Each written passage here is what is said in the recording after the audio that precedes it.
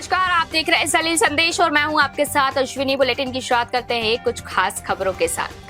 कांग्रेस की राज्यसभा उम्मीदवार मीनाक्षी नटराजन का नामांकन निरस्त होने के बाद प्रदेश भर में विरोध प्रदर्शन तेज हो गए। इसी कड़ी में उज्जैन में युवक कांग्रेस कार्यकर्ताओं ने कलेक्टर कार्यालय का घेराव कर जोरदार प्रदर्शन किया और जिला युवक कांग्रेस अध्यक्ष अर्पित यादव के नेतृत्व में कार्यकर्ताओं ने नारेबाजी करते हुए ज्ञापन सौंपा और नामांकन निरस्त किए जाने को लोकतांत्रिक मूल्यों के खिलाफ बताया। प्रदर्शन में शहर कांग्रेस अध्यक्ष मुकेश भाटी समेत बड़ी संख्या में कांग्रेस पदाधिकारी और कार्यकर्ता शामिल रहे। आंदोलन को देखते हुए कलेक्टर कार्यालय परिसर को पुलिस छावनी में तब्दील कर दिया गया था।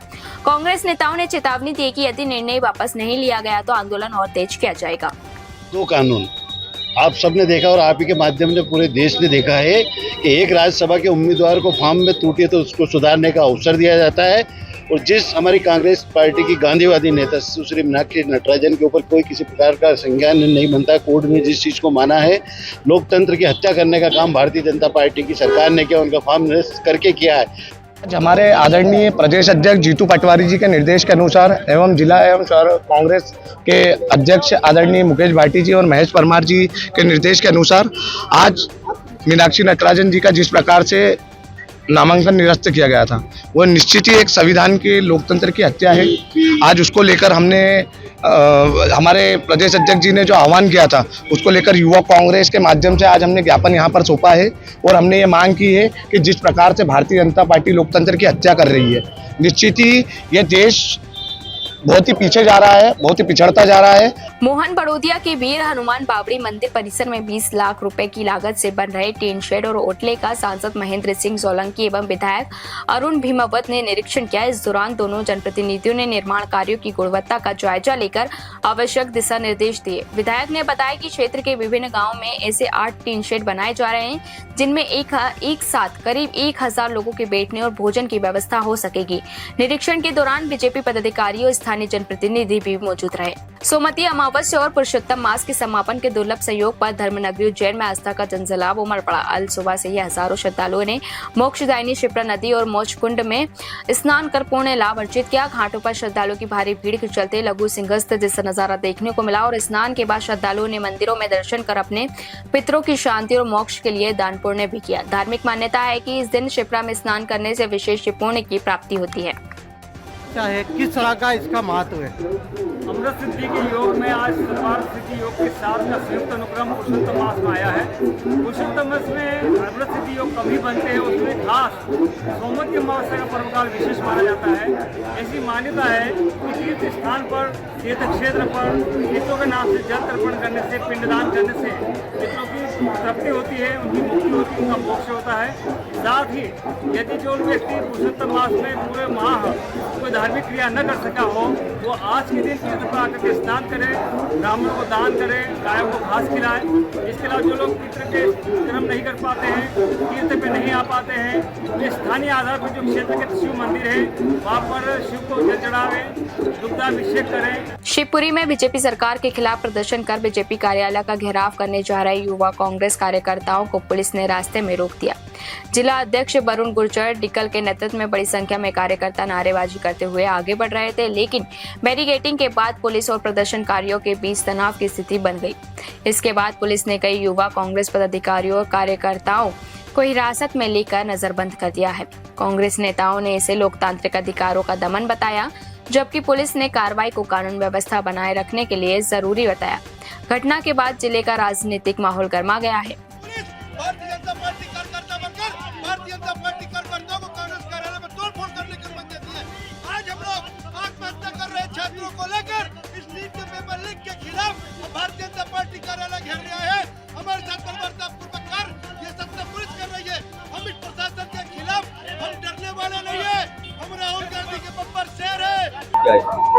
ये युवक कांग्रेस द्वारा आज भाजपा कार्यालय के घेराव का प्रोग्राम बनाया गया था। इन लोगों की मांग ये थी कि जो राज्यसभा सांसद का नामांकन रद्द किया गया वो गलत है, और नीट परीक्षा को लेकर ये इनकी मांगे थी, जिनको समझाइश दी गई कि भाजपा कार्यालय में एक महत्वपूर्ण बैठक चल रही, वहाँ जाने से कानून व्यवस्था की स्थिति निर्मित होगी। ये बात समझाइश देकर पहले रोकने का प्रयास किया गया। जब लोग नहीं रुके तो वाटर कैनन से इन लोगों को रोका गया और इसमें लगभग 8-10 लोगों को गिरफ्तार भी किया गया, इनको तितर बितर किया गया है। अभी स्थिति यहाँ पर सामान्य है। शक्ति जिले में एंटी करप्शन ब्यूरो ने जनपद पंचायत में फैले भ्रष्टाचार पर बड़ा प्रहार करते हुए सीओ बाबू और भृत्य को रिश्वत लेते रंगे हाथ गिरफ्तार किया है। आरोपी की प्रधानमंत्री आदर्श ग्राम योजना के तहत स्वीकृत राशि में 12 लाख रुपए का भुगतान जारी करने के बदले 2 लाख रुपए कमीशन मांगा गया था। शिकायत के सत्यापन के दौरान पहली किस्त पहले ही ले जा चुकी है।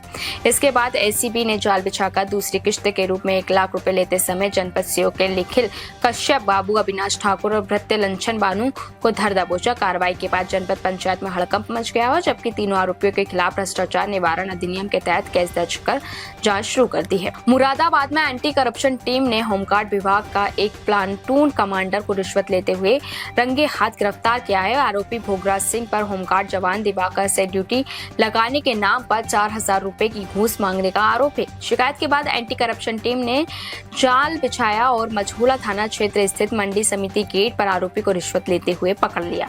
गिरफ्तारी के बाद आरोपी को थाने लाकर पूछताछ की जा रही है और इस कार्रवाई के बाद विभाग में हड़कंप मच गया है। दिवाकर जी, क्या मामला था, ये क्या हुआ आज? ये होमगार्ड विभाग में मैं ड्यूटी करता हूँ और ये हमारे एक अधिकारी हैं जो ड्यूटी कॉल बैक करने के 3,000 और प्लस शिफ्ट बनाने के अपनी मनमर्जी के हिसाब से, ये इस शिफ्ट में करोगे तो 1,000 रुपये, उस शिफ्ट में करोगे तो 500 रुपये, उसके 1,000 रुपये। क्या नाम था आपके अधिकारी का? इनका है भोजराज सिंह। किस पद पर हैं ये कंपनी में वो आते हैं 2IC TC, वो है प्लाटून कमांडर। नागदा में मध्य प्रदेश शासन की जल कल्याणकारी योजना का लाभ आमजन तक पहुंचाने के उद्देश्य से विशेष जल कल्याण शिविर की शुरुआत की गई और वार्ड 21 में आयोजित शिविर का शुभारंभ सांसद अनिल फिरोजिया, विधायक डॉक्टर तेज बहादुर सिंह चौहान और नपा अध्यक्ष संतोष गहलोत की मौजूदगी में हुआ। शिविर में आवास, पेंशन, स्वनिधि, संबल, स्वास्थ्य और अन्य विभागों की योजनाओं की जानकारी के साथ पात्र हितग्राहियों को लाभ भी दिया गया और नपा अध्यक्ष संतोष गहलोत ने कहा कि ऐसे शिविरों में जरूरतमंद लोगों को योजनाओं का लाभ आसानी से मिल सकेगा। शिविर 17 जून तक विभिन्न स्थानों पर आयोजित किए जाएंगे।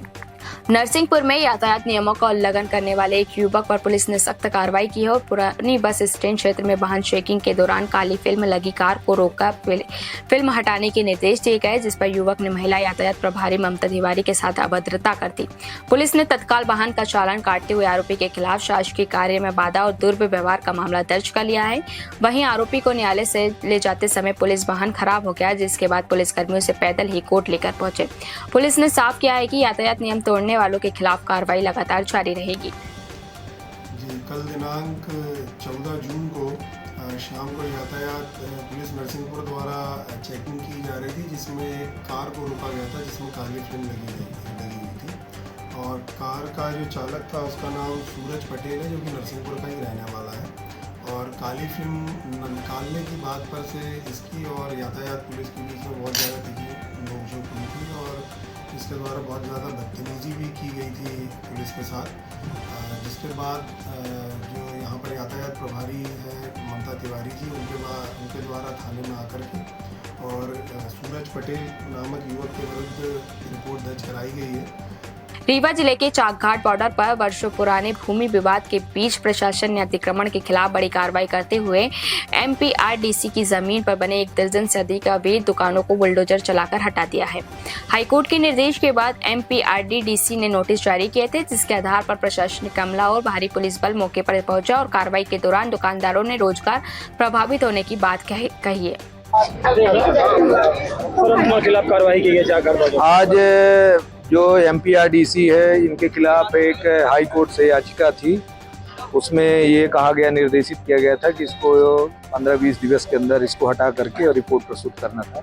उसके तारतम्य में MPRDC ने हमसे पुलिस बल मांगा था कि हम बाकी कार्रवाई कर लेंगे। तो हमारे यहाँ से एक नायब तहसीलदार साहब थे यहाँ पर और पुलिस बल की उपस्थिति में इनने काम शुरू किया था। शुरू करने में थोड़ी बहुत जो लोग अतिक्रमण करता है और जो पीछे भूमि स्वामी के बीच में थोड़ा सा विवाद की स्थिति निर्मित हो गई है और इस कार्रवाई को हम आगे भी जारी रखेंगे। अभी चूँकि हम शाम को हमारा लाइन आर्डर नहीं इशू करता है कि हम 5 बजे के बाद कोई कार्रवाई करें। खरगोन में जिला सहकारी केंद्रीय बैंक की ठिपगांव शाखा से 41,58,000 रुपए के गबन मामले में फरार चल रही महिला कैशियर रितु गोयल को पुलिस ने गिरफ्तार कर लिया है। आरोपी 25 मई को बैंक से फरार हो गई थी, जिसके बाद जांच में गबन की पुष्टि होने पर मामला दर्ज किया गया था। पुलिस के मुताबिक आरोपी पहले मुंबई और फिर दिल्ली में छिप कर रह रही थी। लगातार दबिश और निगरानी के बाद पुलिस कार्रवाई के दबाव में वे खरगोन पहुंची, जहां उसे गिरफ्तार कर लिया गया और फिलहाल पुलिस मामले की आगे की जांच जारी है।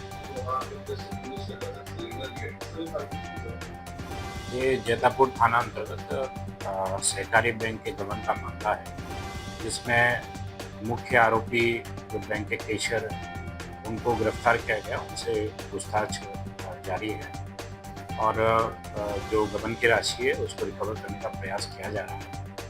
अन्य 2 फरार आरोपी को गिरफ्तार करने के लिए टीम लगा रखी है, जिनकी गिरफ्तारी जल्दी की जाएगी।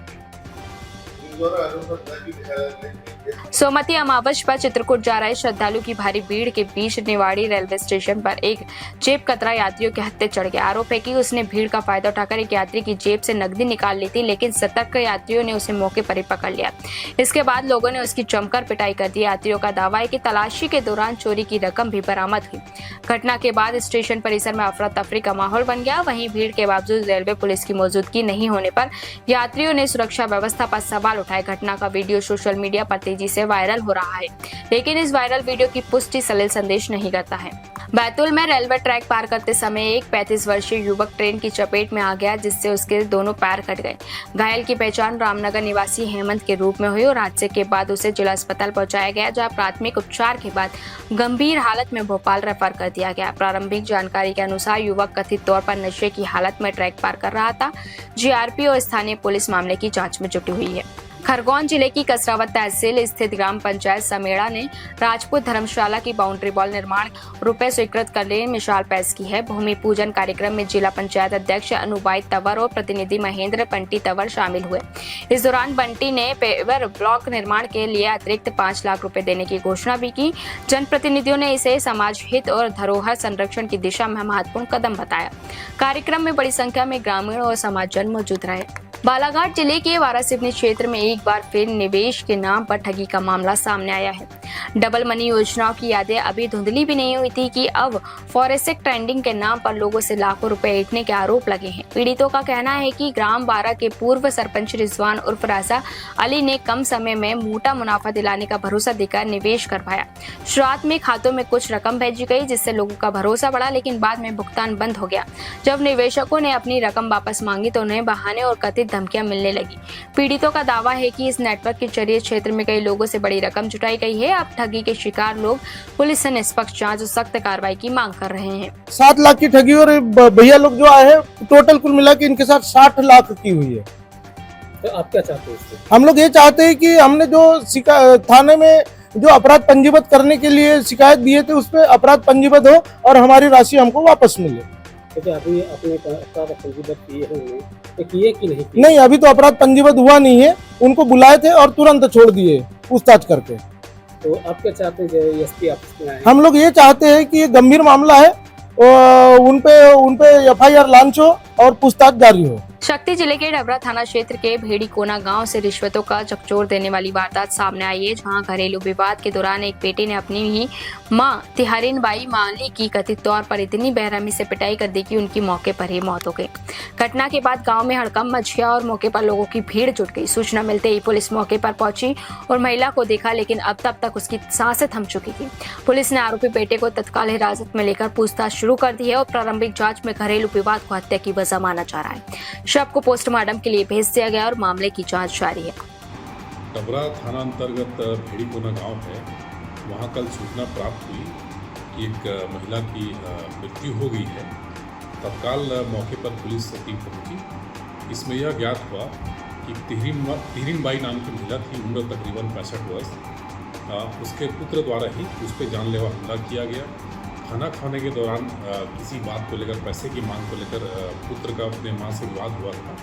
उसका पुत्र लखन माली, जिसकी मानसिक स्थिति ठीक नहीं रह रही है, उसके द्वारा अपने मां को डंडे और पत्थर से सिर पे प्रहार करके मौत के घाट उतार दिया गया। फिलहाल के लिए इस बुलेटिन में इतना ही। मुझे दीजिए इजाजत। नमस्कार।